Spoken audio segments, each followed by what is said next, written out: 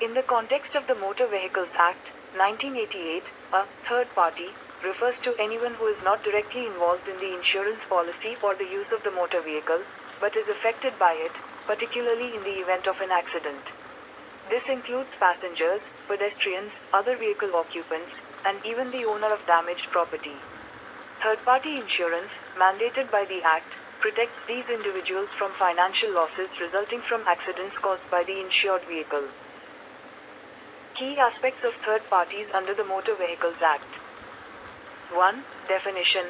A third party encompasses anyone other than the policyholder or the driver of the insured vehicle.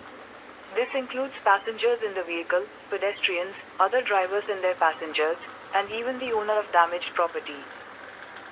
2. Third-party insurance. The Motor Vehicles Act mandates that all motor vehicles be insured against third-party liability. This insurance covers financial losses incurred by third parties in the event of an accident caused by the insured vehicle. 3. Scope of coverage. Third-party insurance typically covers bodily injuries, death, and property damage caused to third parties by the insured vehicle. 4. Rights of third parties.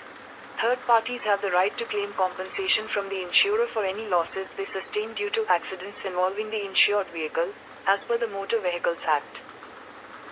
5. Obligations of the insurer. The insurer is obligated to settle claims made by third parties in the event of an accident involving the insured vehicle. And 6. Consequences of not having insurance. Driving or operating a motor vehicle without valid third-party insurance is illegal and can result in penalties, including fines and imprisonment. Generative AI is experimental.